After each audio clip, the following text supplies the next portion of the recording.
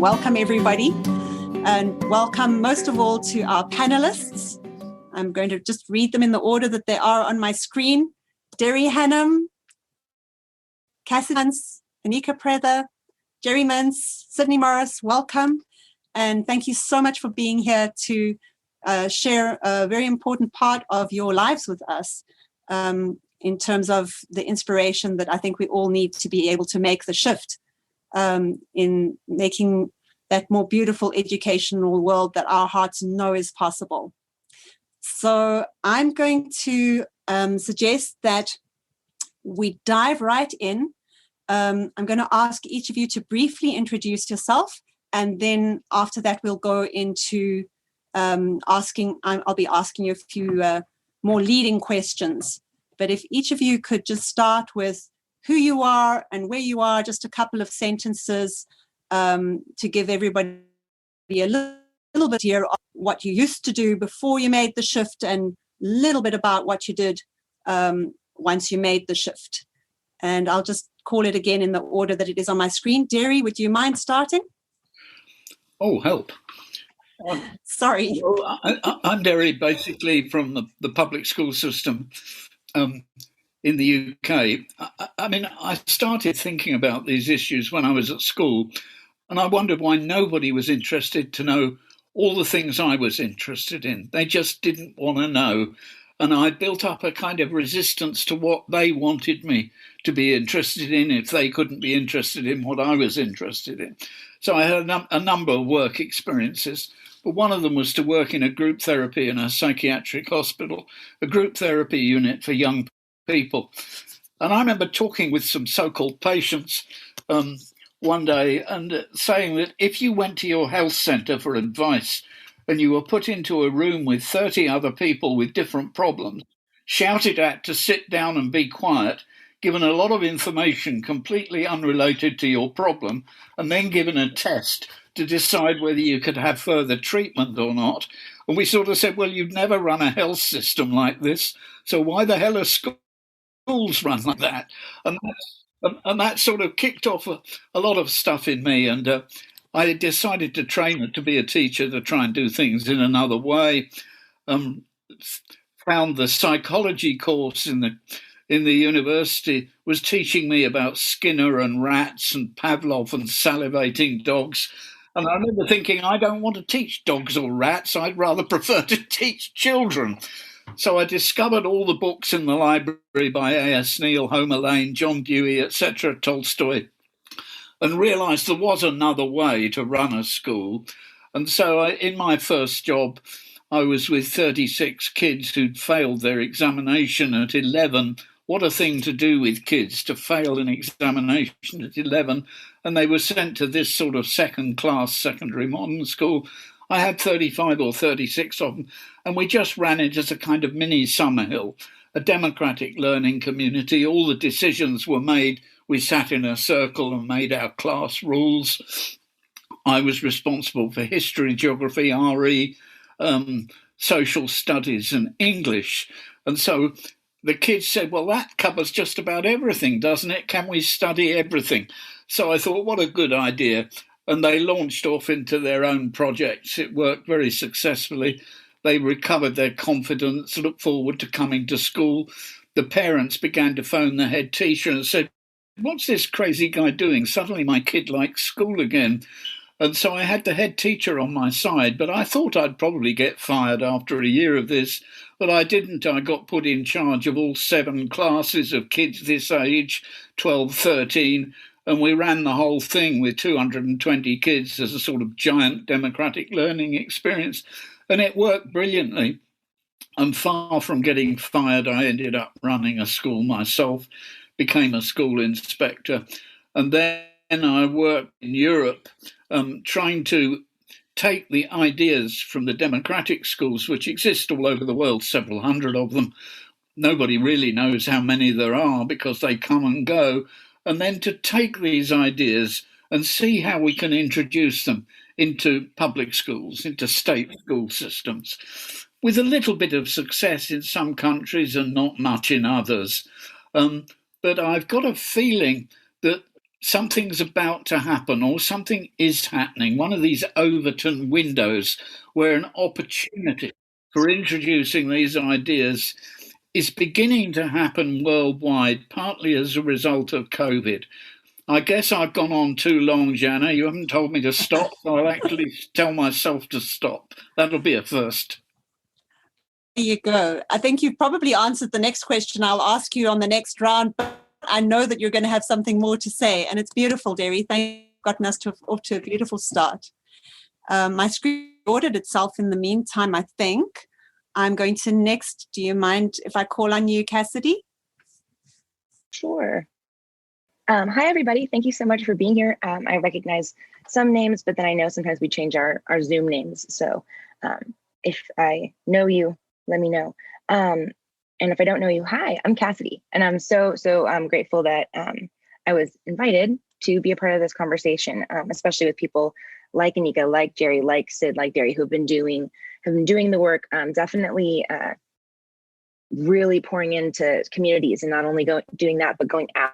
You know, that's something that I've seen, like from Derry and from Jerry, especially, is like going out and visiting these different spaces and really bringing that back in to kids. So that's so beautiful.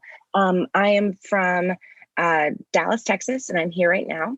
I was a public school teacher for 5 years. I taught 7th grade English, and so it was double state tested. There was a writing and a reading portion. So I really quickly saw how starkly intense the testing system had become, even from the gap of when I was in school to becoming a teacher, along with a million other reasons why I wasn't going to be able to continue in public education, both for the kids and for my own health. Like, that was not a healthy environment for me to be a part of. And I'm not hating on public school if it works for people, but for me, it was a very toxic environment, most of my experience, and as a kid. So when I started looking for alternatives, of course, like as a lot of people's story goes, searching alternative education, searching all these things, the ERA website came up, right? And the amazing Jerry holding that space for everybody to find their path. And so then I started looking down the list, and I saw there was one community in Dallas, Texas that was open, that was a democratic school. And so then, I picked up the phone, tried to make an appointment. A kid answered, right? A 12-year-old answered and made the meeting for me, and was like, okay, here's when your tour is going to be. And my mind is like blown, right? Because I'm still teaching in public school, and I'm just like, oh my gosh, what's happening? And so long story short, eventually I ended up with them and getting involved in creating a yearly conference called Self-Directed Path that was to spread the word of self-directed education in Dallas-Fort Worth. And so then we had Blake Bowles as a keynote speaker. We had Peter Gray as a keynote speaker, and then we had Joel Hammond. Those have been our 3 keynotes. And Blake came down and kind of helped me just really make the leap to self-directed education, because I was like, well, I'm not valid to do anything besides teaching in public education. This is my degree. This is all I've ever done. Why would anybody in this movement want me?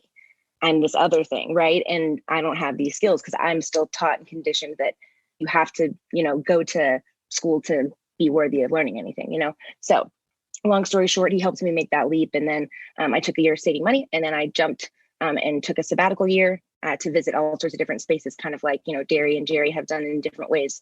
And then came back and helped create a learning community here in Dallas. And now I'm pivoting again to help create another one that's hoping to be fall 2022. Thank you for having me. Yeah, thank you, Cassidy. Anika, are you up for next? Yes, I'm so glad Cassidy's in Dallas. So that means I'll be able to see you hopefully in November. That's exciting. And we've crossed paths quite a bit in my journey, and I'm glad that we are staying connected. My journey sounds so similar so far. I was a public school teacher for 6 years, and I knew literally my first day on the job that this was not where I'm supposed to be. I just didn't know where to go or what I was supposed to do. So I did something very similar to Derry, as I just did it the way I thought it would be until I would get caught. And get the call to the principal's office and tell, the whole conversation of what we have to stick with the objectives. We have to do this and that. And but I'm a very stubborn person. So I was like, okay. And I would keep going back to my classroom and doing it the way I thought it should be done. I didn't want to get fired.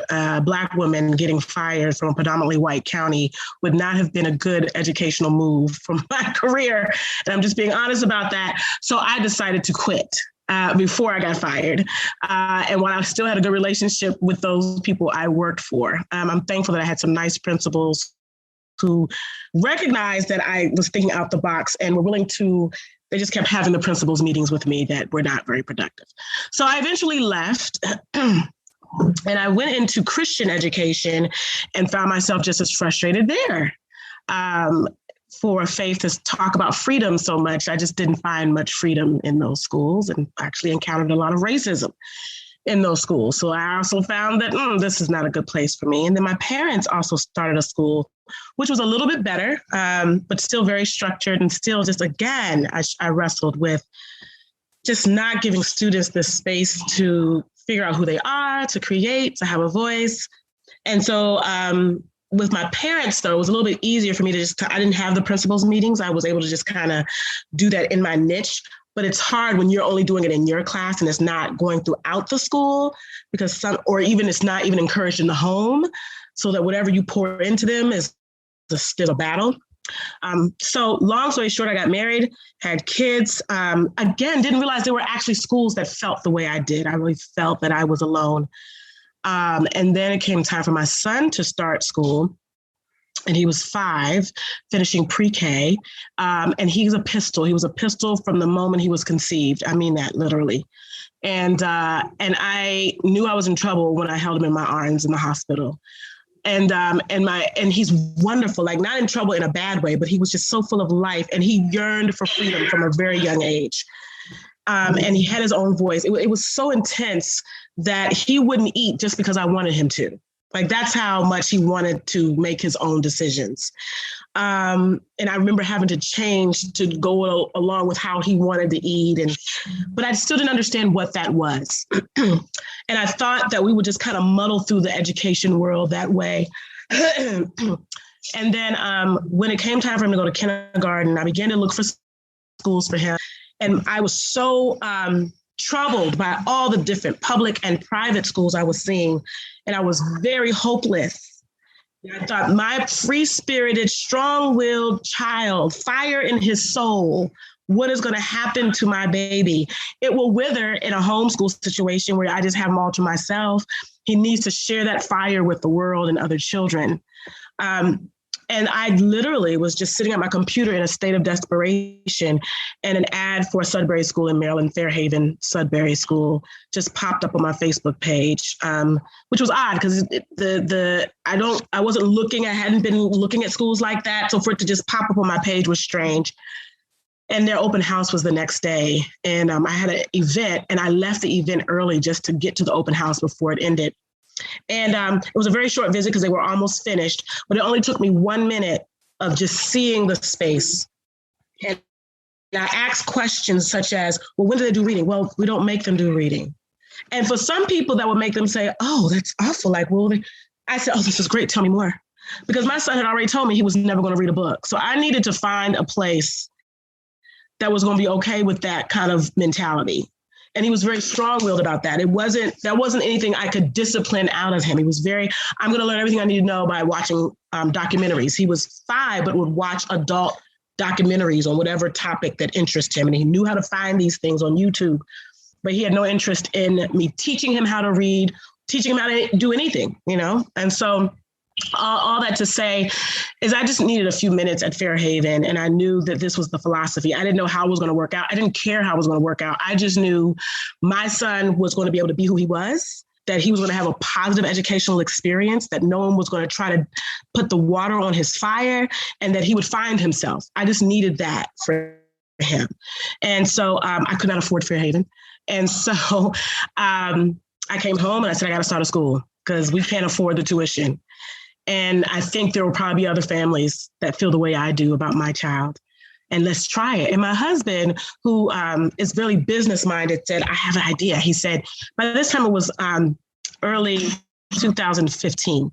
So he said, let's do this. He said, we're going to have to pay somebody. We're going to pay a private school, and we got to put the other 2 in preschool someplace. let's invest what we can right now into seeing if we can get this school going. And if we can, we're not paying childcare or private school. So that was his thinking. That's how I reeled him in.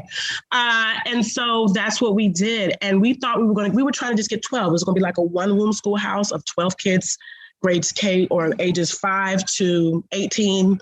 And we were going to do this Sudbury thing together.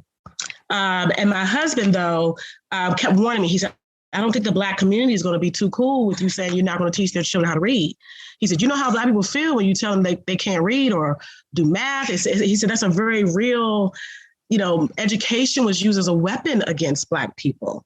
So you're going to have to come differently than what you're feeling. And I was like, dang. And he said, so what if you say, he said, I think you'll be able to get away with it if you say they will read and do math. You don't have to give any details about that, but if you say it, then you'll still have a lot more freedom in the day, and I think everyone will be happy. And my goodness, he was so right. They weren't concerned about everything else. And we use a small fraction of our day to just barely touch those subjects so that we can show that learning is happening and the rest of our time is in freedom. The rest of our week is in freedom. And that balance has worked. And in fact, there's been quite a few of us who've come away from even wanting that. And we're just pretty much just doing what we want. And so it's kind of like a mix of people who are fully Sudbury and a mix of people who are looking for that reading, assignment or that math assignment. But I feel like we've reached a nice balance where we are giving freedom. We are going into our 7th year, and we are now, the virus brought us online, but somehow we've created an online free community, which I can talk about later. So we have people that meet in person here, but we also are giving it out to people outside of Maryland and training families. So the kids stay home with their parents, and we're just guiding families on how to give their children freedom at home. So that is where we are right now. And that I try to be as short as possible. That was beautiful. Thank you. Jerry, are you up to it? I'm sure you are. Yeah. I don't understand all. So just a little bit about how long were you doing public school teaching, and then what got you thinking about making a change to doing things differently? Just a little bit about that transition that you made. Nope. So what I'm going to say is I never made a shift.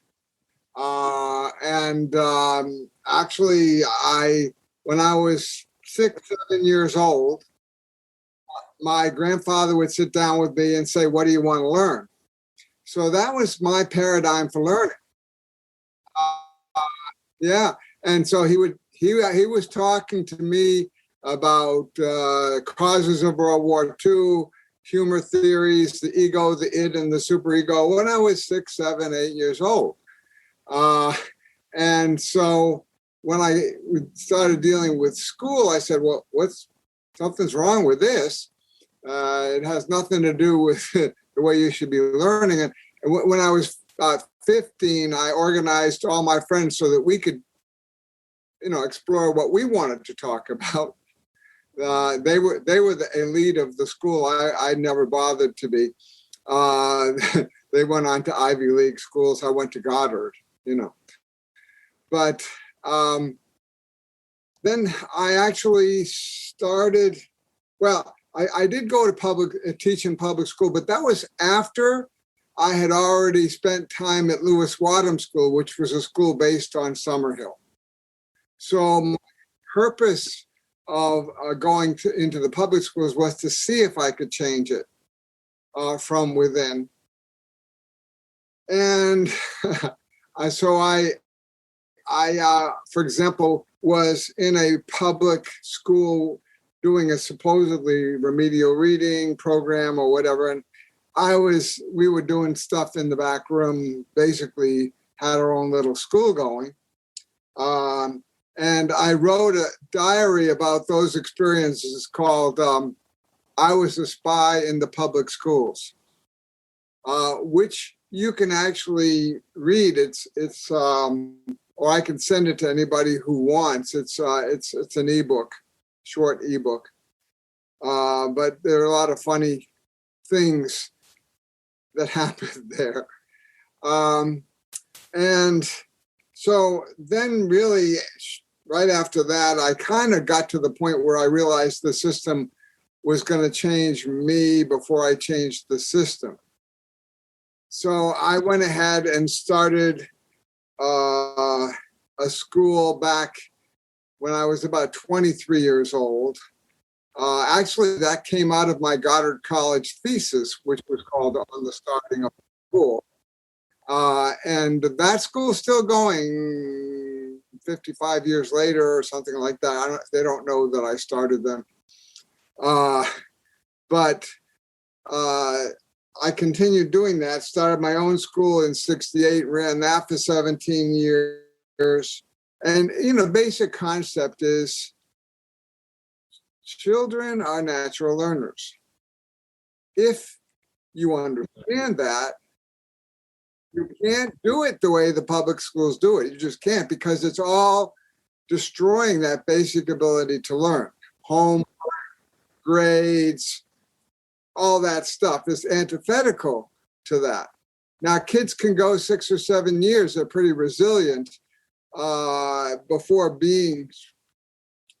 extinguishing that basic ability to learn.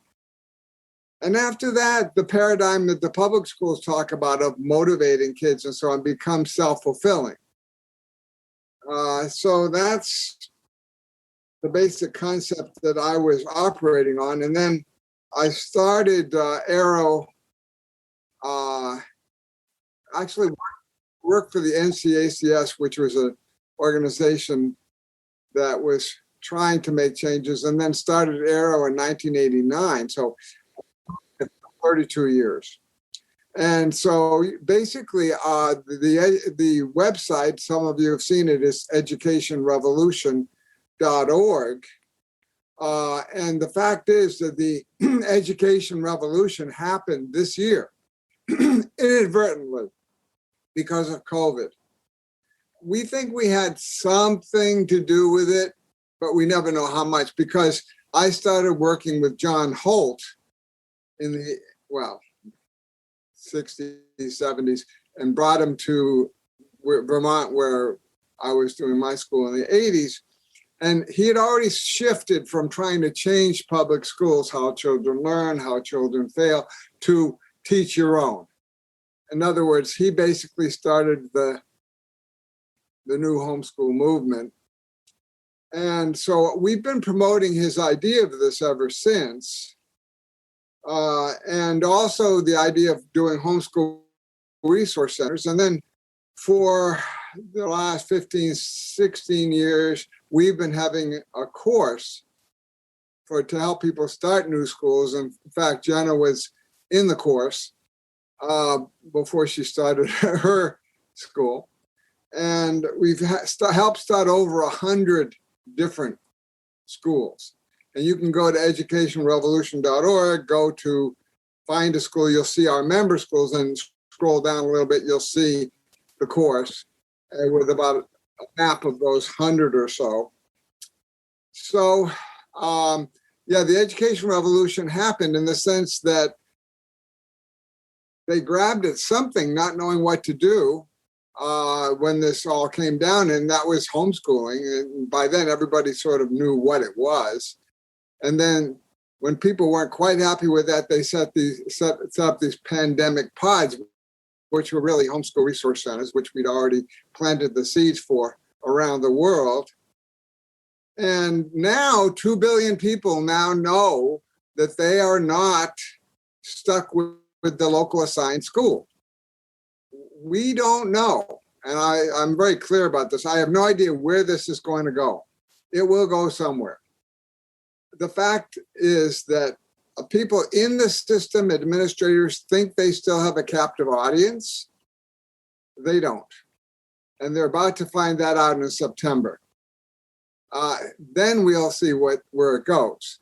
But the fact is that I couldn't believe the arrogance of the people, for example, in New York City, who declared that people could no longer do distance learning, that they must come back to their schools. And they actually think that parents are going to do that. Well, here's a little stat that's kind of interesting. You've been able to go in person to public schools in New York City this whole last school year from the very beginning. 60% of the parents didn't send their kids. So what percentage of those people are going to not just jump back into the system? We don't know, but it's going to be a big enough percentage that people in the system are going to panic because they're dependent on that state aid to pay their staff. And when they were doing their own distance learning, technically those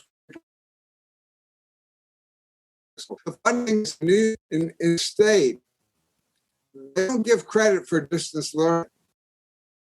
It's part of the school law. Therefore, every kid in New York State was truant because that's all they had. And so I'm assuming that some states realize that the way California has done it.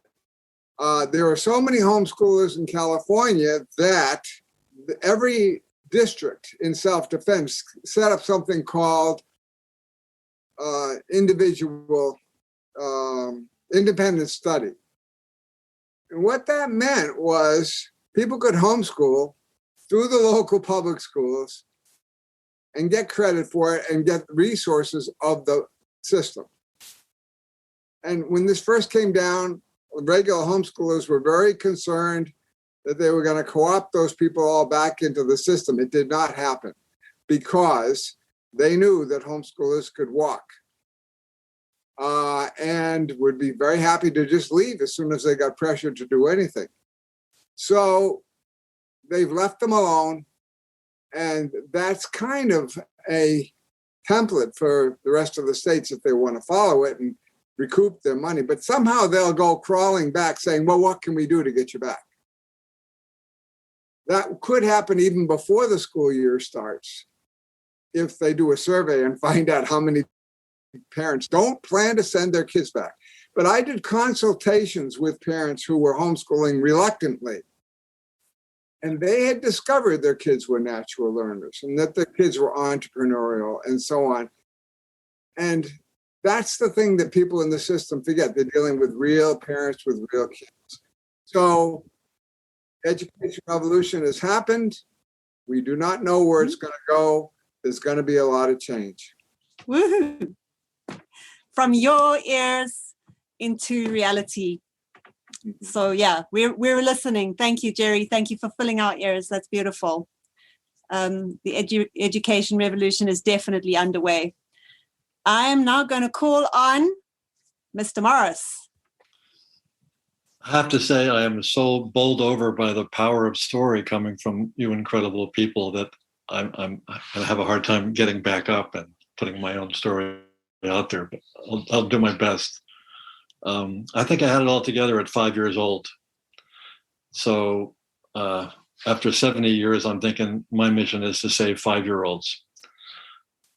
Unfortunately, I went into the schools at 5 years old or 6 years old, and I didn't come out again, at least aware, until 15 years later, when I dropped out of college in my senior year, because I had spent a couple of months in Russia, wandered and realized, wait a minute, there's a lot to be learned out here in the world instead of being stuck in this room. So I ended up driving a truck with some friends of mine from Sweden to Africa.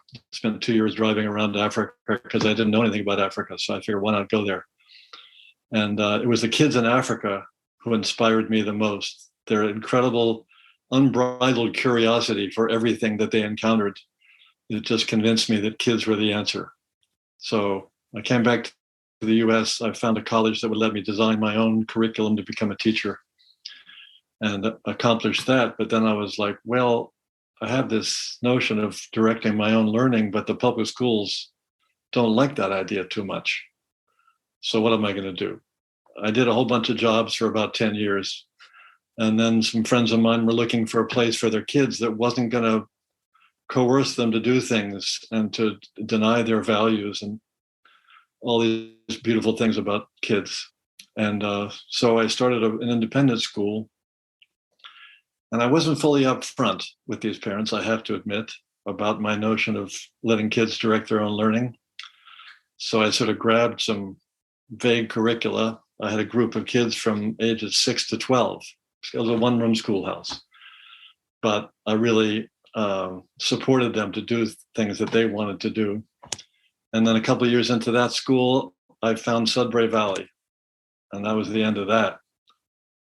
I went there a couple of visits and I said, oh my God, they're doing what I think we should do. And they've been doing it for, must have been 20 years by that time. So I went back to my school and I said, what do you think? Let's do self-direct learning. And they said, sorry, you're out of here. So I got fired from the school that I started and my kids were in it. It only lasted about 6 months. And then without the so-called, founders' energy, it disappeared. So I needed a job. And I thought, well, maybe the public schools have wised up. And I got a job in the public schools teaching in a program that was funded by one of the teachers' unions. It was called Challenge to Change. And the idea was that I would be a project broker for fifth graders.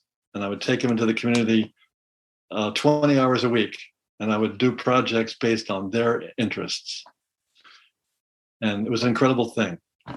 Absolutely incredible. It lasted 2 years and the money ran out. Guess what happened? Gone. Public schools. So that was nice, but we're going back to what we used to do. So just about that same time, the charter school law in Massachusetts happened. So I got together with some parents and we wrote a charter. And this time I said, okay, I'm putting it down. Nobody can accuse me of not telling them what I want to do from the beginning. So we had a charter that said self-directed learning in a democratic environment. And when talked to the Secretary of Education in Massachusetts, she said, cool. We were doing all kinds of different things. So she stamped it, gave us our charter. And we started with 75 kids, ages 9 to 14. And that first year, the teachers taught what they wanted to teach and the kids learned what they wanted to learn. It was an absolutely wonderful situation. Then the state said, oh yeah, we forgot to tell you that we're going to have standards and assessment. So we helped them actually come up with the standards, but we didn't really fully realize what was going to happen when they said, okay, now you got to do these standards or we're going to test you. So little by little, the school was started 25 years ago. Little by little, this school has become more and more traditional due to the pressure of the state requirements, not for how to teach, but just for testing. So they scare people enough into thinking that they have to teach all of these standards in curricular sorts of ways so that they won't flunk the tests. That's the weird thing about the law. It doesn't tell you how to teach. It just tells you if you don't teach effectively, you're screwed. So, it's fear basically that motivates, I think, most public school situations. Anyway, we started the school and I taught there for 12 years and I was like a thorn in the side saying, come on, we're not doing this anymore. And they kept saying, well, show me some examples. And so I found all these examples and they said, yeah, but this is that, and this is that, and this is that. So I decided to continue my quest to build institutions in the community which would support kids to do things they loved, like a maritime education program for kids to go out on the sea, which we used to do from my island since the beginning of time. And worked as a director in a teaching farm for kids to go learn how to do sustainable agriculture. And then I got sick with Lyme disease, and so I had to stop that. But in the end, I'm still on the case, and I'm creating a database of resources in the community, local educational resources that any kid or anybody can use, whether they're in school or out of school, unschooled, homeschooled, whatever, so that we can connect them with their interests and find people, situations, programs, whatever they need to help them learn about what they want to learn. And I'm hoping teachers will take advantage of this so the pressure is not on them to do individualized support of interests. And because I didn't have a building anymore, I also started the Wander Bus, which meets with kids in libraries and asks them what they want to do.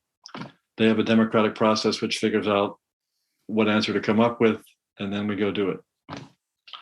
So that's where I'm at, trying to support kids to learn whatever, whenever, wherever, with whomever they want to learn. Awesomeness. You can tell Thank you, stories. Okay, so I'm going to ask each of you now a little bit of a detailed focus in on, can you remember any fears or worries that you had about doing it differently that might have in different circumstances stopped you from going on the journey? And what would your life have been like, do you think, if you hadn't actually embraced the shift? I'm just going to go in the same order, I think. So that would be Derry. Oh, that's a tricky one. I mean, one of the things, if I could just make a comment, it's lovely to hear the names Sudbury Valley and Summerhill coming up so often here. I mean, one of the most incredible fortnights of my life was spent with Minzy and Danny and Hannah at Sudbury Valley. That was amazing. And about the only good work I did in 10 years as a school inspector was to help defend Summerhill from the school inspectors. And lo and behold, Summerhill is still here, even though most of the inspectors who tried to shut it down have retired, thank goodness. But yeah, that's an interesting question. I've been talking with groups of student teachers a bit in the last year in different countries, but I counted up, it's 8 different countries. Their anxiety is the management of the school and how to get away with it with head teachers who aren't sympathetic. So I think you really have to try and find a school that has some sympathy for what you're trying to do. And I did that in my first job. And then I realized the best way to defend yourself from head teachers is to become a head teacher. And then you can employ all the crazy people like you and let them get on with it, which is what I was able to do more or less in the end. But my problem wasn't so much getting on with head teachers. My problem was with other teachers. And in my first job, I was supposed to teach history, geography, social studies, RE and English, and I had a head of department, all those departments, older teachers sitting looking at me to check that I was doing it properly.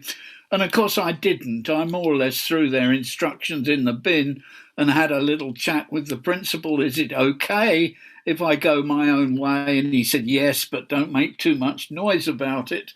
And so I went my own way and built up a team. The second year, there was a team of 7 teachers who'd seen my class becoming a sort of democratic, self-managed learning class, and they thought we wanted a bit of that, or at least 3 or 4 of them did. And so we created a team who all wanted to work this way. And I think this is terribly important in the public school situation. You need to find a principal who's vaguely willing to support you doing things. And then if he'll let you get, or she will let you get started, what I find is very quickly you develop a strong body of support from parents. Partly this was because the kids I started with had just failed a big high-stakes test at 11. What a dreadful thing to do to kids. And the parents became very, very supportive. And something I realized when I became a head teacher is that there's nothing matters more to help you sleep at night more than supportive phone calls and letters from parents. They're the stuff that keep you going. Winning over the parents was incredibly helpful. And it was because they saw their kids becoming so enthusiastic for learning. If I was in a much more academic school where most of the parents were just obsessed with grades and getting into the best universities or colleges, it might be more difficult. But what we're beginning to find now is that universities are learning that kids who've learned in a self-managed way, I think they first got this message from dealing with homeschoolers. These kids know what they want to learn, they know how to learn, and they know what they want to do with their lives. And that makes them good students when they get to the next level. If they want to go to the next level, I mean, not all kids want to go to college. That's another thing that's growing here, the realization that you don't have to go to college or university to lead a good life. Well, I won't get into that one, but I find the colleges are beginning to see how valuable self-directed students are from the point of view of not dropping out, of knowing why they're there. And I find that creative employers, people like Google, are beginning to look for these qualities too, and they're becoming more important than examination or test results. Have I said the right thing, Jana? I feel I'm going on a bit. Beautiful, Derry. Lots of wisdom there. My questions are just to keep things flowing. I absolutely trust that, you know, the things that we all need to hear are what will be spoken. So thank you. That was beautiful. And now I'm going to hand it over to Cassidy.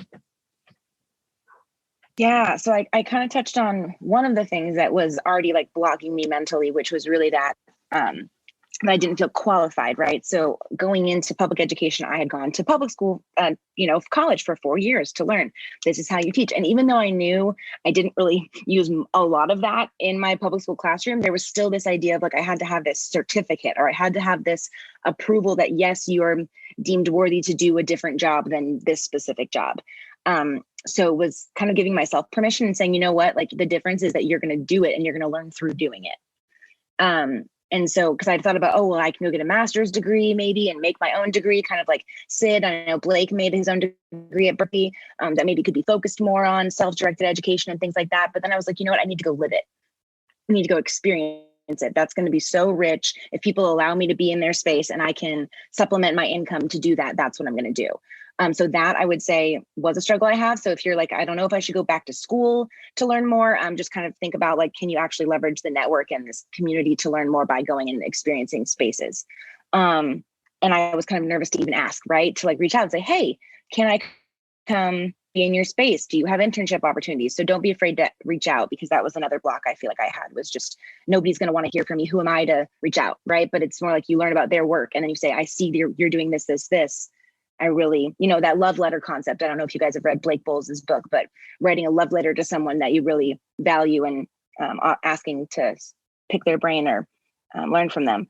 Another thing I'll say is, like, for me, it wasn't specifically a challenge, but I think for some people around me, they were concerned about like my lifestyle had to change. So for me to leave public education to go to this model, like the money I had, I'm not going to Starbucks every day anymore. You know what I mean? Like the way that you live your life has to change. And I moved home at 26 for a year to save up money. And that was a little bit of a, it could have been an ego crush if I had looked at it that way, right? Or it could have been like, oh, she's going back home and I thought she got a real job and this, right? There's all of that. So really releasing all of those stories and knowing that this is your life path. And that there's a reason that you're willing to make sacrifices. So just knowing you're probably going to have to if you haven't already. Those were the big things, was my fear of not being qualified, and then money, and then just that taking the leap and saying, if not, again, that quote, right? If not now, when? If not me, who? And really like diving in deep and talking and learning all about all the things and just pushing forward. It's really a challenge, but it's interesting because as I felt I didn't know exactly what the next step was going to be, I didn't have my whole year off planned.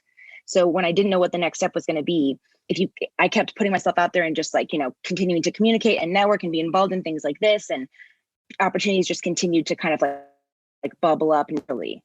So if you're seeking, what you love and what you're passionate about, I really believe that things will come forward for you. So like believing in that is a really challenging thing too, if you haven't seen it for yourself yet.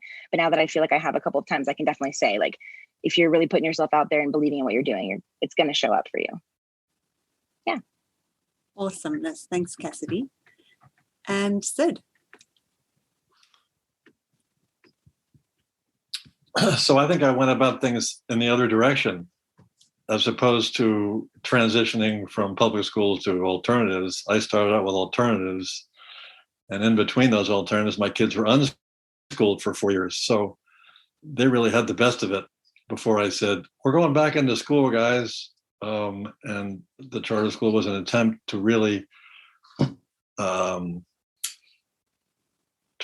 transform public education into a situation where kids could follow their interests. And my wife said, are you crazy? I'm just getting used to unschooling, and now you're taking them back into school. So I had to pay for that one. And my daughter, who was about, I don't know, she was 14 at the time, after 1 year said, hey, I don't want people telling me what to do. So she rose out of the school, got her GED, and was off and running. My son, unfortunately, was dyslexic and was squashed totally by the school, even though I had started it with all these wonderful aspirations. That kind of structure, which is based on coercive literacy learning, is not good for people who have neurodiversity. It just doesn't work. He's forgiven me. We're building a house together for him. So he's, my goal is for him to boss me around. And once that happens, I will have succeeded. But it's interesting to go in that other direction from the alternatives to the public school situation. And I firmly believe that in addition to all of the examples of learning outside the schools, which provide fodder for us to change the schools, I think we also need to pay attention to the social justice aspect of it, where 95% of the kids are in those schools. And if we don't transform them, they will never get that opportunity to be who they are. I mean, I was lucky because I got fired right in the beginning. So nothing was holding me back. It's like, I was fired, I'm still alive. Okay, let's just keep going.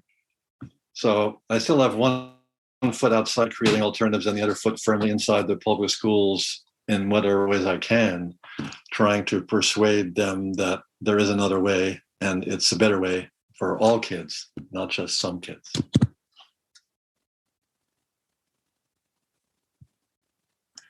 Hear, hear. All kids. All kids. And Jerry. And well, Anika too. Oh, sorry. Anika got skipped My over. screen keeps shuffling around. Anika, sorry, Anika. I had a lot of anxiety with my journey. I felt very, very lonely, and I just want to be very honest about that. I had a lot of opposition. I had zero support in my community. My only support was my husband. My parents were supportive because they love me, but my mom would keep saying, so when are they going to do history now? Like, that was like every day I was answering the same questions. So I knew she was struggling with supporting me and not quite feeling the freedom. And if they came to visit the school, my dad would say, well, they sure are up a lot. I mean, when do they sit down and do some, but I'm here to support you. So I love them dearly, but that was their support. None of my friends would send their kids to the school. My own sibling brother, who we've always been very close and supportive of each other, refused to send his kids to the school. I spent many nights crying in my husband's arms because I could not find anyone, zero people in my close community to support me, and even had a lot of negative conversation happening about me. Why did I persist? Because I have a son who needed to thrive. And, a mother will do some crazy things for her children. And I knew what would happen to him in a traditional school. So I really did not have a choice. This had to work. And so we went from passing out flyers because my church was not supportive. Even in my church, if you belong to a church community, typically, if someone is starting a business or a ministry, the pastor will say, hey, so-and-so is starting this ministry, or so-and-so is starting this. Let's offer a word of prayer. They wouldn't even pray for the school. Like, it was just no love. But they were willing to let me rent space. So I don't know what that was all about. But anyhow, but they came around, but my journey at the beginning was a lonely one. So I'll say that. I hope that you got that message. So I went from my husband and I on Saturdays passing out flyers to, I didn't know much about social media at the time. And then I happened to come across a video, Oprah Winfrey's show. She interviewed a woman who wrote How to Build Your Business Using Social Media, and I ate it up.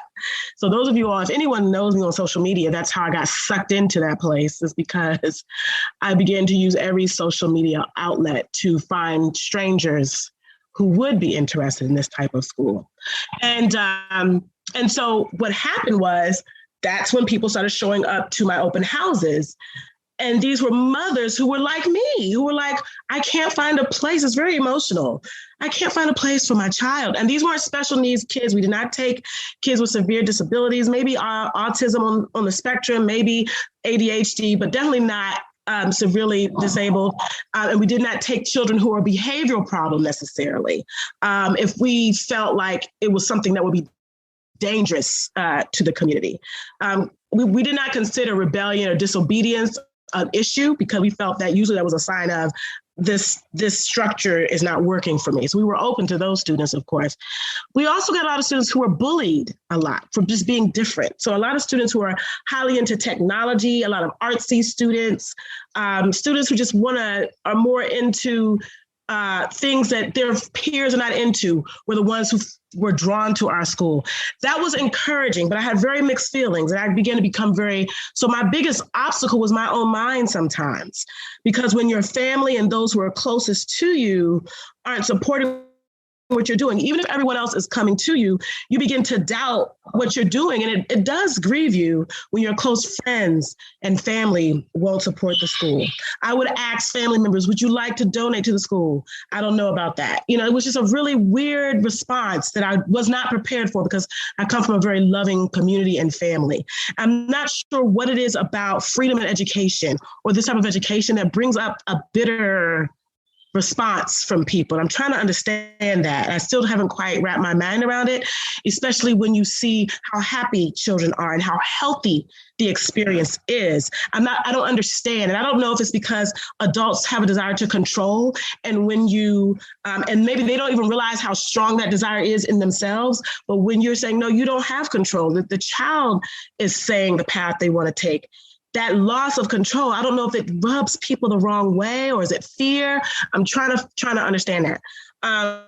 Then I also went through another phase where somehow the homeschool community was like a buzz in the homeschool community on social media about this crazy Black woman that lets children run around and play all day and calls it a school. It was a really rough time for me, but I just had to I knew what was right. I had been studying Sudbury Valley's, everything they wrote, I was reading left and right. I was emailing Daniel Greenberg and Mimsy, and they just kept encouraging me through the process. And that was really ending for me. So finally what happened was the school just thrived. Like people I didn't know, everybody who started my school were complete strangers. None of them were personal friends. And there were a few people that I grew up with but hadn't seen in like 30 years who heard about me starting the school because they had a child like my son. But that was the closest person I knew who came to the school. And so I continued to do that. I was renting space in my church. The one more I would say obstacle was because the church had a struggle with the philosophy, there was a lot of unkindness with us in our use of the building, which was also very discouraging. So a lot of times if something broke, there was the assumption it's those kids, but then they'd investigate and realize it was somebody else who had rented the church. And I had to keep proving, no, we didn't do. And so my staff and I got to the point we would take pictures of how the rooms looked when we left and just to kind of keep that. So this is, it was real. Finally, we just got into a groove though. And the school began to be right before the virus, we were up to 50 students and it was just like really growing very rapidly. And now church members were starting to send their kids to the school. My brother enrolled his kids in the school and everyone was donating. We were getting texts from family members who did not believe in it at first because we started getting graduates. We had a graduate and start her own beauty salon, and just another graduate went to college, and they began to see some things that meant that, wait a minute, there must be something. And then before long, all these people who were talking negatively were saying, I was telling my coworker about your school, and they were like regurgitating my philosophy back to me. I was like, wait a minute, when did you start believing in what I was doing? So that was that was like the first 3 years of it, and so that was the obstacle. And I want to encourage you that if you're starting a school like this, there's a good chance you're going to just face the obstacle won't even be really physical. You'll probably have your building, your faculty and everything, but your mind with hearing the negative talk and the people not believing and the rude questions people ask you. One final example of how this worked. When I started the school, my in-laws did not, they thought I was completely, they thought their son and brother had married a crazy woman. And we went there for Thanksgiving, and my mother-in-law would ask questions about it. This was like the year before we started. And she was very negative. The following year we went back and we were all playing like win, lose, or draw, something like that. And my kids, who were very, very young and technically not really supposed to be literate, were able to play this game with the adults. Right. And so we overheard my mother-in-law talking on the phone to my brother-in-law. Those kids are so smart and they can read. And did you see how they were playing that game? You know, and then before, how did you get them to do that? I love what, I'm trying to remember who said it. Children are natural learners. They want to learn. And they may not learn how to read at 4 or 3. I've heard some parents stressed out about their children learning to read at 3, which is, I don't understand that. They may not learn by then, but when they finally do, because it was their journey, they become very strong. And I also found that kids this way learn to comprehend stronger first before they read. So they're able to engage in meaningful conversation about different deep concepts that children their age can't do. So there's this, they present themselves as being very articulate and very aware of the world around them. And so all of these things were seen in my own children. One of my in-laws said, I noticed your children never cry. Now, I'm not saying they never cried, but it just seemed like they weren't frustrated a lot when we were out or with family. They just seemed very comfortable in their space because they knew mommy and daddy were going to protect their freedom, that we believed in them. There's a book that Sudbury has, I think something about trusting the child or whatever, but is it some Kingdom of Childhood, something, I can't remember, but it talks about trusting the child, and they felt that we trusted them. So there comes this level of balance in their whole demeanor when they go out into the world, and this confidence that began to be demonstrated in my own 3 children and my students, and people began to see that. And after a 3 or 4 year struggle, it shifted from negativity. Yes, legacy of trust. Thank you. It's shifted from negativity to full on support and even referrals from local public schools coming into my school. So keep hanging in there if you have any obstacles. And even if you're feeling negative in your mind because of the negative talk of those closest dear to you, prove them wrong. Hey! That was worth waiting for. Absolutely. That was wonderful, Anika. If I may, just one short question: what type of evidence, let's say, or something that you think was most convincing to the local community that previously were against this? There are a couple of things. Again, I'll go back to the gentleman. Was it Jerry or Derry? Somebody, or Sydney? Somebody said children are natural born learners. They want to learn. And so there's this, one of the common questions I get from parents is, what if they don't want to do anything? That's just not true.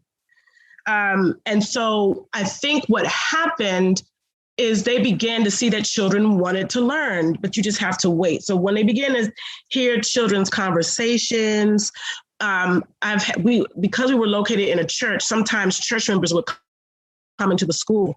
And like Cassidy said, someone would come into the school and the child could be 6. Hello, how can I help you? Welcome to the Living Water School. Who can I get for you? And like there was this whole presentation that we didn't do a training on because they know this is our space. Can I show you around?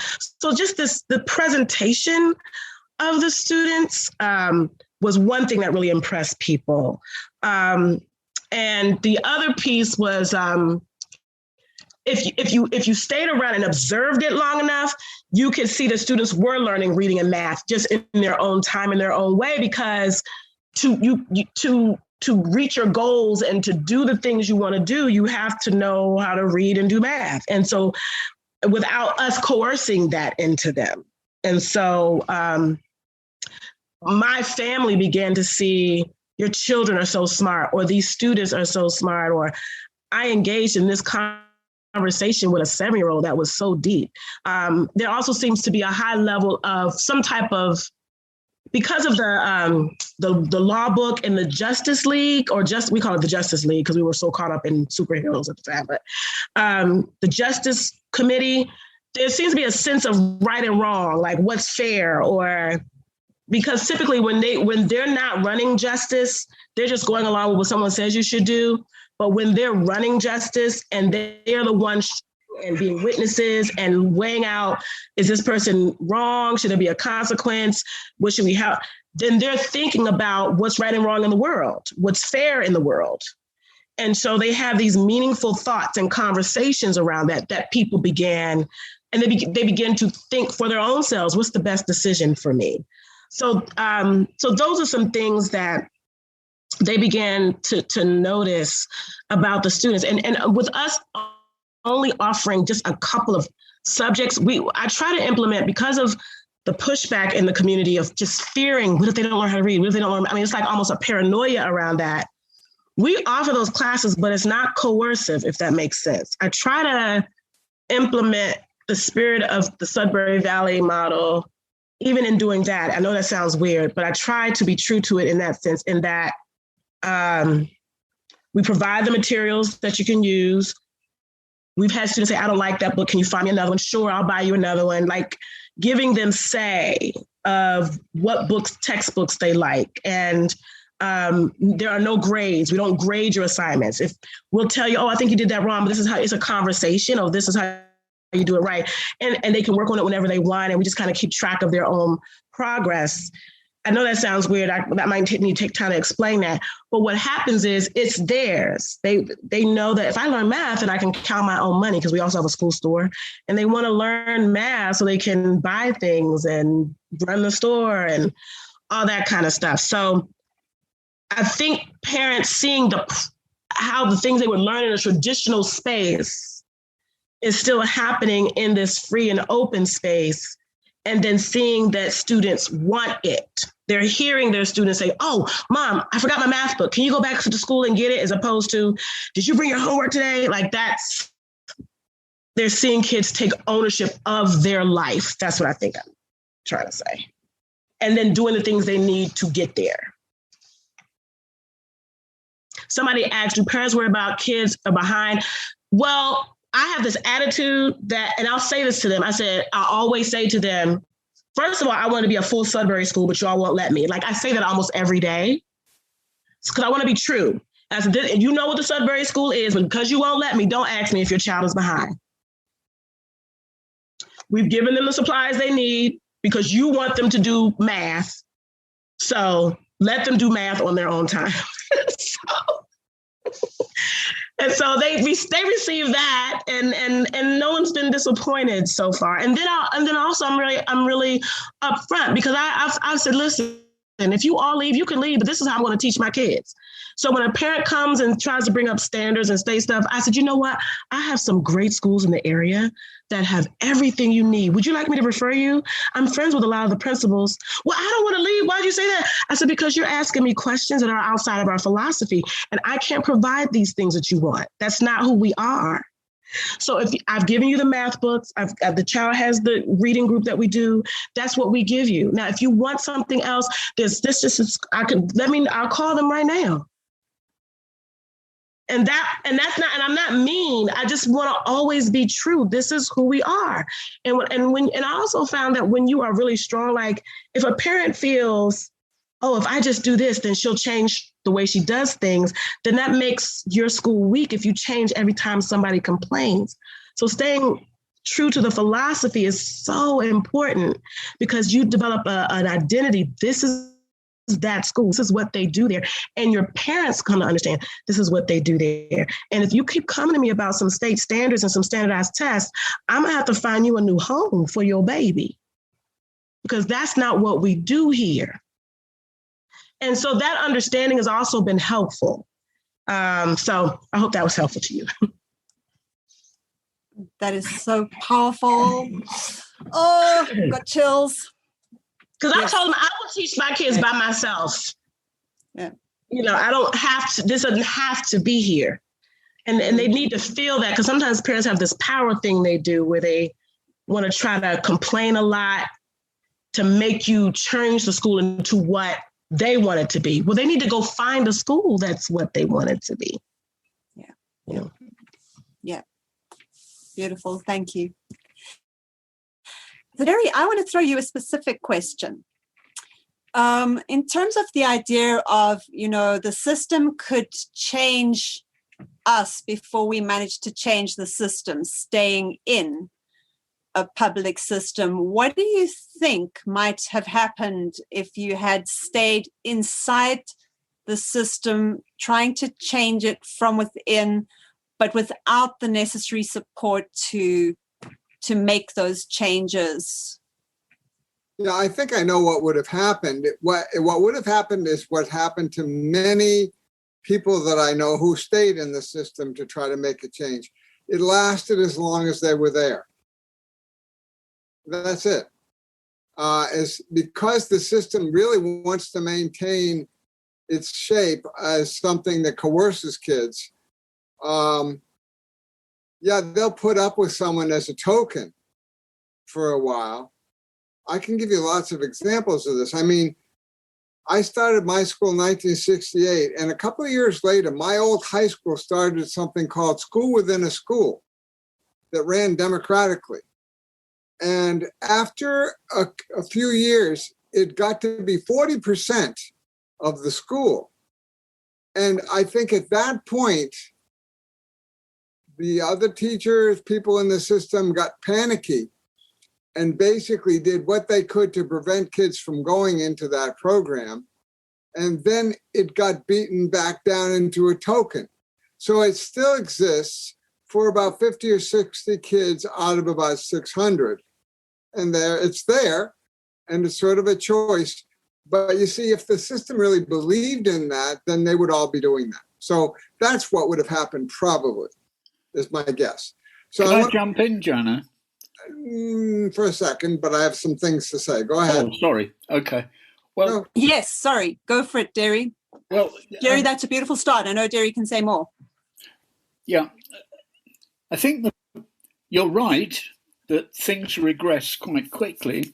That doesn't mean it's not worth doing, though.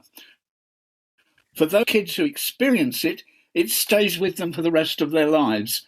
And I also know this from my own work and from the work of other teachers. So for me, if one kid, benefits from what one teacher is able to do, it was worth doing, though it's a hell of a struggle. And you have to wait for the right moment to try and make a more sustainable democratic and participative system. But I think we've got some right moments coming, Jerry, and we have to take full advantage of them. Well, Derry, I don't disagree with you in that sense, but I've always looked at a bigger picture. And so I'm always aware of all those millions of other kids that are being subjected to this cruelty. And so, yes, I know if you affect one kid or a group of kids and those kids who experience it, that's fine. So I don't disagree with that, but that's not been the approach I've taken. In a way, it has been, though, in terms of actually trying to change the system, because the only way that I knew how to do it was one step at a time, one school at a time. So we started a whole lot of small schools that served as models in their community. And so that is, in a sense, partly a response to that. Let me go. I have a few things to say because I've been taking some notes here. First of all, so Anika's school is a member of Arrow, and it is the Living Water School. And I have a couple things to say. One is in terms of, yes, I did say kids are natural learners, but I also said that after 5 or 6 years, that tends to be somewhat extinguished if you put them in a situation. I mean, think about it. We're supposed to be training kids to take part in a democracy, preparing them, and then we put them in a situation with 12 years of authoritarian dictatorship. So what did we train them for, you see? So if you then put them into some kind of a democratic school, there is going to be a period of decompression. You have to understand this, that it could last a long time, years even, to undo the damage that was done previously. So that's something to understand if you start an alternative. Another thing I just wanted to throw out to you from something you said early on in terms of trying to do religious school teaching. I was told many years ago that Christians could not be unschoolers because of original sin. That you couldn't give them real freedom or they would go in a sinful way. So what's funny about that is over the years, that got ignored. And there are all kinds of Christian unschoolers. But it's just a little point. It's very interesting. Do you remember that? Did you know that about? Yeah. So another thing is, oh, you're still here, yeah. Another thing, just in terms of Sydney's ideas, it isn't necessarily true that the system will always stop you. There is one exception to that, but it has to be a systemic one. The only systemic one that I know is Israel, where there are over 30 public democratic schools. And everybody in Israel knows what a democratic school is. This started with Yaakov Hecht's Democratic School of Hadera back, I think, in the late 80s. And then he had friendly administrations that said, go ahead and start as many as you can. And he did. And it kind of hit the tipping point where in Israel, democratic public schools are legitimate. I don't know of another country where this is the case. We have sort of public democratic schools in the United States. Like in Ithaca, New York, there's the Alternative Community School that was basically started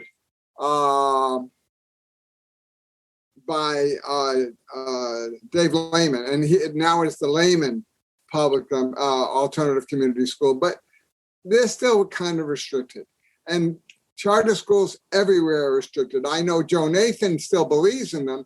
He started the first ones in Minnesota. I met him when I was still running my school, but I think he's not really seeing the reality. And I don't know if charters can be salvaged. Getting to Cassidy and Derry about the Summerhill. If you haven't seen the Summerhill drama, you should look at it because it's something you can show your parents and they will get more what it's all about. And I was around Summerhill, Derry, when that was happening. And so I remember it very clearly. So there are kids that I know actually that are in that drama because they shot it at Summerhill. Why was it effective? Because the guy who was producing it, his mother went to Summerhill. So that's why it was fairly accurate. And what you did, Derry, during that period of time was absolutely crucial, I think, to Summerhill's being successful and the fact that it still continues to this day, basically the way it was. Partly because A.S. Neal's daughter is still directing it. How could that be? When it was started in 1921, he had her when he was like 63 years old. Anyway, another thing, let's see what. Oh yeah, Cassidy. Just the whole thing of Agile Learning Centers. So it's very cool the way Agile Learning Centers are spreading around the world. So where do they come from? You probably know, but we started Brooklyn Free School, which is still going, back about 15 years ago. And then out of that, we took the waiting list for Brooklyn Free School and we helped people start Manhattan Free School and helped them kind of stagger through about 5 years of that. And then at one point, they used to call me in whenever they had a crisis. And so they called me in because they were going to close Manhattan Free School. And so I went to this meeting with parents and students and teachers and a fair number there. And I said, look, you already have things going here as assets that my school starters would give their eye teeth to have. You have your nonprofit. You have a building. You ran out of money. Okay, you have no money. You're going to have to volunteer for a while to keep it going. Well, what happened is they listened to what I said, and they did get volunteers to keep it going. And one of them was from the IT world. And he came up with the concept of agile learning from something that they had in IT. And what is so cool about that is that agile learning, it doesn't sound flaky. And so just the words, I can't tell you the difference between an agile learning center and any other democratic school. To me, they're basically the same thing. But the words are crucial. And this is why all over the world, I hear about people starting agile learning centers. So another thing that actually came from Arrow, but people probably don't know about it. It's interesting. Agile learning centers give us no credit for being involved with it. It's funny. Well, I would say too, agile learning. You won't even see a link to Arrow on their website. This is also where agile learning centers, one of the reasons that they're doing so well is because their starter kit is open source. So I will say, like, something that's really important in this movement is for things to be accessible, which does mean free. And so I would say that they made a huge impact positively, Thomas and Nancy, on this movement by creating a starter kit and a facilitation guide that are free and accessible. So I think they're incredible people. And I'm so glad that they connect. So Nancy Tilton was in the School Starters course. And when Nancy came into the School Starters course, there were just one parent that had a couple of kids, and that's why she was just going to get some training to work with them. Then she started Mosaic, and then another Mosaic, and merged them, and they became big. And then she met the people from Manhattan, and then she married Thomas, who was from the Manhattan Agile Learning Center. They became an Agile Learning Center, and so on. She hasn't forgotten that. She knows what role we played in all that, and so we are promoting their trainings, even though they don't give us much credit, because Nancy's involved with it. Can I say something to that, Jerry? And Cassidy, I think I want to choose my words carefully because I don't want to feel like I think in this journey of trying to make the shift that Gianna is encouraging us to do with this, we have to really be very supportive of each other. All of us are coming to this with different obstacles, different backgrounds. And as a community, what I'm hoping all of us who are joining this free FHREE movement with Gianna is we're saying that we want to support each other, give each other, acknowledge those who've come before us, that we are inspired by, even if we're not doing it exactly the same. And I'm saying that because when I first started, and I didn't mention this because I just didn't want to, but since Jerry mentioned it, I'm going to say it, but in love is that there was a lot of criticism of me in the democratic Sudbury community because I couldn't do it fully. What helped me, though, was when Sudbury Valley reached out to me and I was able to explain, why am I getting emotional? What my obstacles were. And I want to feel like I'm part of a community because I don't have one. And there's a lot of opposition to what I'm doing. And so if I'm being rejected by my own community and then rejected by the philosophy that I'm trying to adhere to because I'm not looking exactly the way they think I should, then that doesn't help me either. And it was a very private email. I didn't speak negatively about the community or people. And there are a lot of people, maybe there's a group of, not a lot, but there's a nice, heavy minority of us in the world that really want to do this freedom thing with our students. But we have different obstacles that keep us from doing it. And so maybe if we could maybe be a community that's not so judgmental sometimes and be supportive and say, hey, I was inspired by Mimsy. I was inspired by Agile. I was inspired by Jerry and Derry and Gianna and all these people. To me, it's all love. I love all of y'all. Agile, Mosaic, Sudbury Valley, Democratic School, Summer Hill, all of it inspires me. John Holt, Peter Gray, everybody. I'm reading everybody because all of it helps me do this. They've done the research, they've done the legwork on it, they've proven themselves. So I think if we can get out of that, because that's what traditional schools do, they're constantly competing with each other.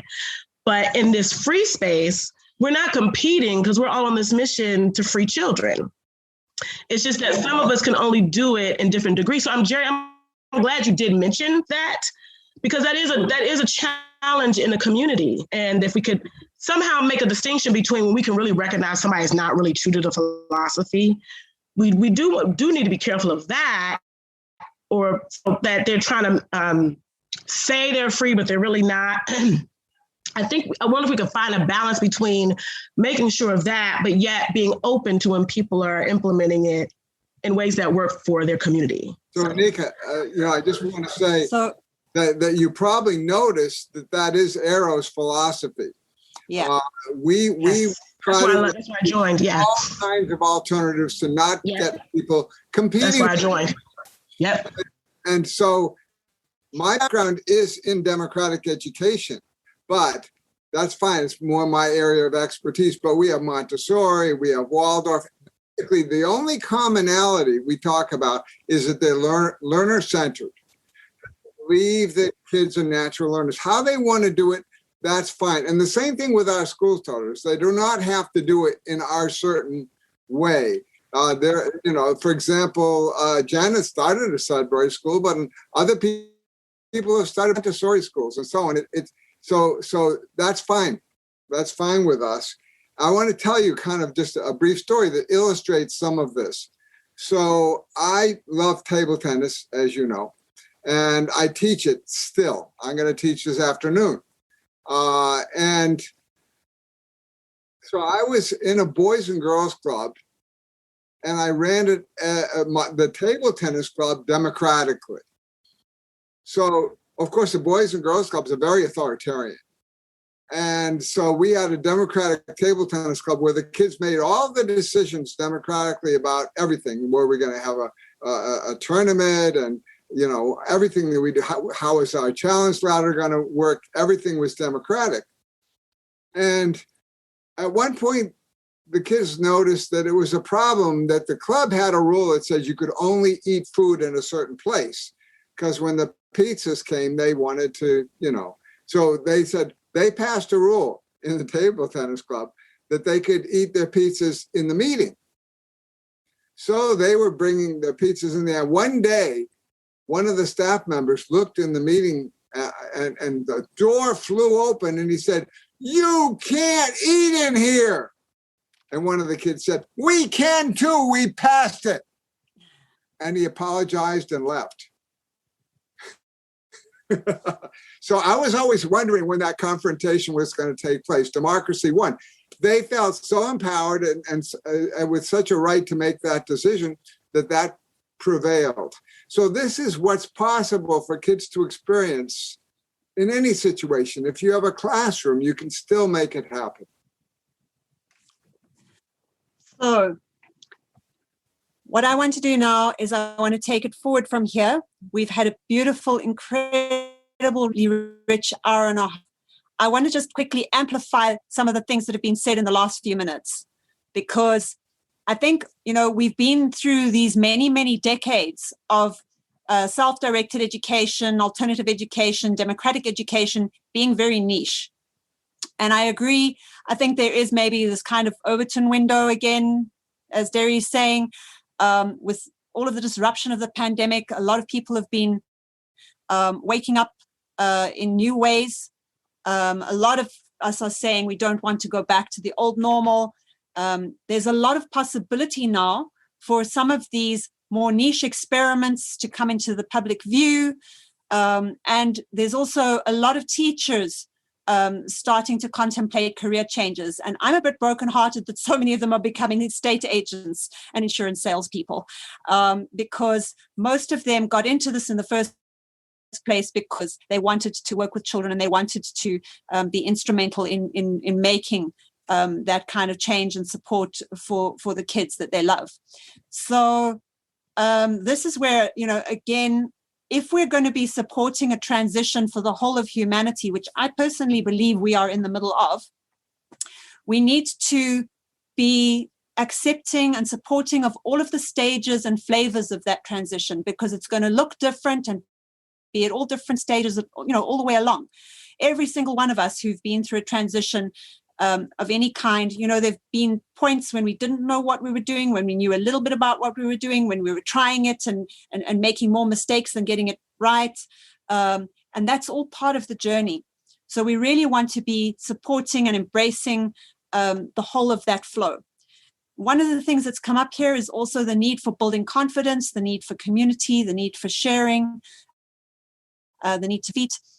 Interning is a fantastic way to do it. If you have the ability to go and intern somewhere that's already doing it. I didn't have the option of doing that, which is where I started actually creating training courses. So I want to very, very briefly tell you about the training course that we're on now, and also the exciting role that is going to also be played by some of the, or all of the panelists. So very briefly, before up, I'm going to just quickly find myself here. I think this is the right place. Here we go. And so transitioning to self-directed education is going to be for anybody who wants to make this shift. It's okay if you are also a parent wanting to do this at home. We're also looking very much at teachers at this point, because it's just time. It's time. And yeah, Sid is the one who made me realize it really is time. So in month 1, we're going to be looking at what education is and what the role of the teacher or / facilitator is. We're going to be looking at how we got our beliefs about education, children, childhood, work, success, happiness, teaching, and learning. How do we come to have these beliefs? Why do they need to change? How can we change them in ways that support our transition to SDE? In month 2, we're going to be looking at how SDE works and why, including the difference between different forms of education, some of the theory behind it, learning cycle structure, consent is, this is consent-based education at its core, and motivation, and then practical issues. How do we support young people effectively rather than sabotaging them through thinking that we're helping when we're not? So the difference between teaching, coaching, guidance, pros, cons, boundaries of all of those, how to give feedback, strewing to ensure exposure to information and resources and informed choice, and how do you facilitate the 3 R's the SDE way? Because that's a question a lot of people really struggle to get their minds around. So we're going to go there directly. Then in month 3, we're going to be looking at implementation, and this is where it's going to get very personal, because again, like we're saying, each of you is going to be in a different space, dealing with a different community, different kids, different possibilities. So how are you going to build a culture of curiosity? How are you going to try and bring in these optimizing conditions for self-directed education as best you can, wherever you are? And just a quick note here, that note about, maybe you're going to do things differently in your public school classroom up until the point where you hit the ceiling, but by then you'll have grown and built the confidence that you might consider then actually being able to go off and start your own thing. So, we don't have to have this thing of, I have to leave before I begin. Maybe being in the public classroom and doing as much as you can is going to actually help you find your feet. And you never know, maybe you will be one of the first places to help your whole school or your whole facility transition, because I do believe the time has come and we're going to start seeing that. And then comes month 4. How do you have 4 months on a 3-month course? So here's the little smuggling secret. I'm trying to smuggle you on. I'm trying to give you the foundations so that you'll be ready to receive what you have then got the option to receive. Because often it's difficult when you need to take people right through the whole process. They don't necessarily understand what's being offered, or you're not quite ready to receive the full power of the richness. But once I've got you through those 3 months, then we're going to be inviting, and this isn't even everybody, but we're going to be inviting a number of ex-teachers and unschooling parents who are going to be offering completely individualized mentoring experiences. It'll be completely individual as to how much they're offering for how much for what, but that's where we're heading. So having said all of that, very briefly, I can send you more details if you email me on the shift will come, but those 3 months are going to have 12 calls. 9 of those are going to be big group calls. 3 of those are going to be smaller group calls. We're going to be grouping you by interest and affinity so we can dig more deeply into supporting your own particular application. There's also going to be notes, links, resources, journaling if you want to journal, be giving you some prompts. Those are the costs. The times are going to be on Sundays at 6 p.m. In SAST, so that's 12 noon EST, 4 p.m. Universal. And then the small group calls will be scheduled by doodle poll by the participants. And then, of course, in month 4, it will be according to who your mentor is. So you can email me. You can go to my webpage, which is just my name, so it's really easy. I've got a contact form there. And I think we are going to be doing this again. I think we are going to be carrying this on. I know Max is really up and willing, at Max from Full Human Rights Experience Education, who's very helpfully taken hold of the tech side here and is going to be doing the recording and the editing, making sure we get this video out so that you can all share it to the world and we can get it to go viral, please. And Max is also very, very willing to support some podcast conversations and some more video conversations. And I'm hoping to spend some more time with some of the panelists and additional people over the next couple of months as well. And maybe also make some nice free Q&A sessions that you can participate in. So please do make sure that we know where to reach you. So with that, I'm going to hand it back to our panel for a closing comment, word of advice to anybody who's contemplating making the shift. And then we're going to wrap it up and say goodbye. So I don't trust myself to get the order.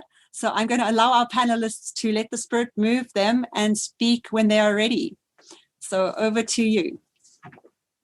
I want to ask a quick question before I say mine, because I don't want to miss her, because I think our messages are getting lost in the long trail. Am I saying this right? Is it Kian or Cian? C-I-A-N? I'm hoping I'm saying your name right. You said you felt very isolated. I saw a part. I just want to know exactly where you are. Sorry, in the my world. mic was taking a long time to unmute. My computer's running slow. It's Cian. Cian, okay. I'm in the Bahamas. Oh, okay, in the Bahamas, okay. And it's important for us to know because we may know people, one person, who is interested in just connecting Anybody. you. So, yeah. Yeah, but please email me. I put my email in the chat. Please put and make sure you stay in touch with everyone because my heart went out to you because that is isolating and that isolation can be a real obstacle. Thank you. So. Yeah, it's been tough. Thank you. I'm going to get your email, but I'm going to be in course tomorrow too. So I'll be here. Okay. Oh, good. Okay. Thank you. Okay. Yeah, thank you all. I just enjoyed our time together. It was just great to connect with community of like thinkers and just want to encourage everyone to not give up. And I really feel like your schools will thrive because literally in every nook and cranny of the world are parents that need schools like this, that want schools like this. And if you stay true to it and don't try to morph it into what traditional people may want, that's the best way for those people to find you because there are literally parents looking for an exact school. Our graduate, we had our graduation this year. We only graduated one little girl this year. And she was completely Sudbury. She was one of those families who wanted a fully Sudbury school. And so she just charted her own path and figured out when she wanted to graduate and how she was going to graduate and did that. And the mom was saying last night how thankful she was because she was looking for a Sudbury school here. And she just put in a search and somehow our school popped up. So there are people who are really looking for this. And if you're not very clear on what you are, they can't find you. And the more stable you are in what you are, they will find you. Even those who may not know educational philosophy, just hearing you talk, there's a parent somewhere that's saying, that's it. That's what I'm looking for. So I would encourage you to do the open houses just in faith, just whether it be on Zoom or in person. Hey, I'm having an interest meeting at your local library or local coffee shop or bookstore or park. If you're interested in a unique way where your children are free to learn as they've been created or whatever, come on out and meet me, even if you don't have one teacher. I did it. I didn't have one teacher. I started doing my open houses before I had a building. I was just like, I wanted to see, and people were coming. And then it just kind of all fell into place. And I was constantly working on fixing these things, but I wanted to see if there was an interest there, So start getting the word out there and just bring people together to talk. Invite people to, if you do it on Zoom, you can invite any one of us to share a word at your open house. So just don't be discouraged and press on.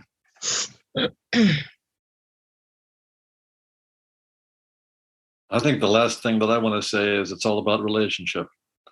Whatever situation you're in, family, school, unschooling, anywhere, if we try to work on hearing the person we're with, the young learner, the parent, the teacher, whoever, and practicing kindness in that context, I think we're going a long way towards changing the world. And sorry. Oh, well, can I go? Go, Derry. Yeah. Well, my last comment, is don't write us off too quickly. Us people who are hanging in there in the public school system, doing our best to change it from the inside. Sometimes in England, you get a sort of snobbery of private schools looking down on state school teachers, and sometimes you find a little bit of that in the democratic school movement, but not so much. So don't write us off. Give us a break. Some of us are doing our best to move things as fast as we can. And just as a final thought, I'm really discovering some traction for what I call the 20% idea, that we should try and get a foot in the door of the public schools with the idea that 20% of curriculum time should be allocated to the interests, passions, concerns, questions of the students themselves. And if you make a start doing this, the mere act of negotiating how to organise the time involves a kind of collaborative decision-making in the school that hasn't happened before. And you can actually create, I'm hoping to see, passion departments created in some schools using this 20% idea.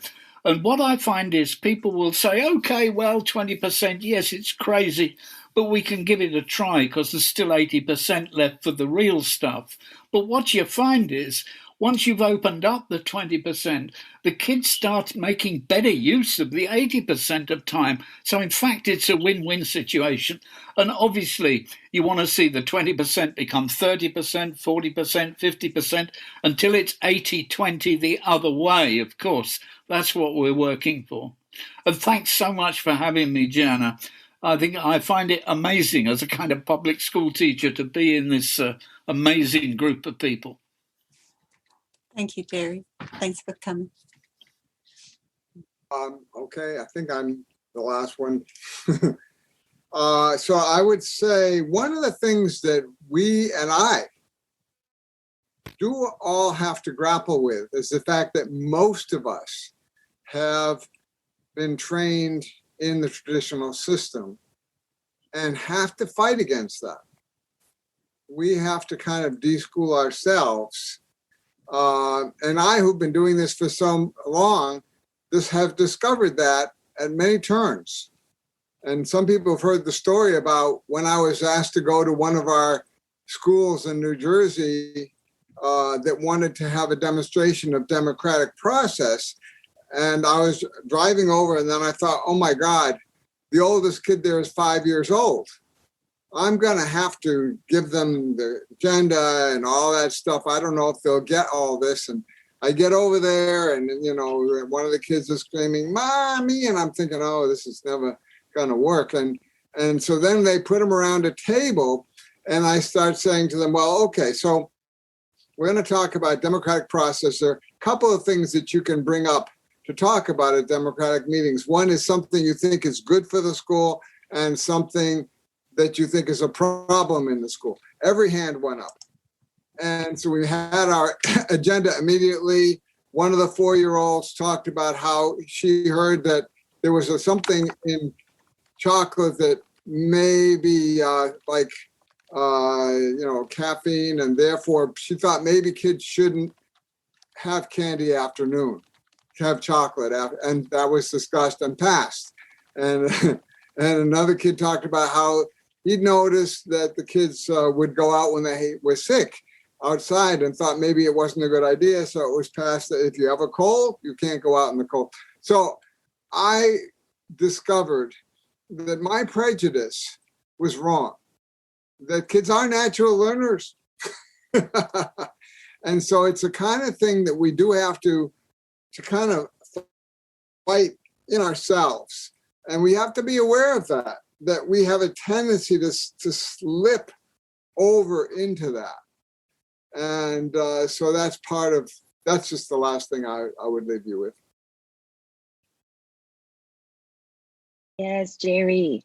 Yes. I mean, it's liberation work is work for ourselves as well, right? I know that seems like it's kind of selfish, but in order to be there for young people and for anybody in relationship, kind of like what Sid was saying, relationship is so important.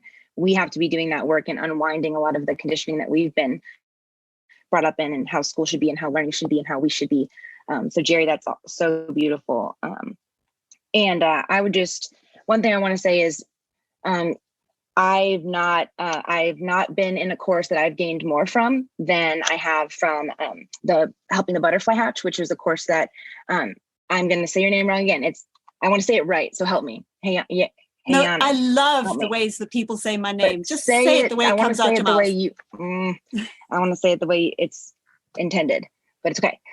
Well, Hey Anna is what I remember, something like that. When that first class I was offered, I was a part of it, I think, for the first 3 or 4 months that it was happening. It was like maybe the third one, though, that she had run, and life-changing, because I was in my interning. So I was like, oh my gosh, this situation's happening. This kid is just like bringing snakes inside and all the girls are screaming, what the heck is going on? And just the amount of unwinding that she was able to do with me, and then the group of people that were a part of that. So I can only imagine what she's going to create with this. And I'm just shamelessly huge plug for her and her work and her genius, because she's still helping me unwind stuff. So I don't really have anything else but do her course. Oh, bless you, Cassidy. Thank you. I mean, it's like, I find that the people who come on my courses, it's exactly like the kids that are in the room at Riverstone Village. It's like, I feel so privileged to be there, because I feel like I'm the one doing most of the learning all the time with these amazing teachers. And I just love what you bring. And I can't wait to see what this new group is going to bring. I think it's going to be very, very exciting. And I think that, as Jerry, you've been explaining like how these dominoes keep toppling and the ripples keep rippling, and we don't even know how far these influences extend. I really do feel like we're at a turning point now, and the shift is busy happening. So thank you, everybody who's come tonight. Even if we didn't get to hear your beautiful voice, we felt your beautiful hearts helping make the resonance. And yeah, let's all go forward from here and share this recording as soon as it comes out. And here we go. With that, thank you. And good afternoon, good evening, good morning, good night. And bless you all. Bye. Thank you, guys. It's like the Truman Show. In case I don't see you, good afternoon, good evening, good night. There you go. And with that, public school isn't real. We can get to the real world on the outside. Let's go.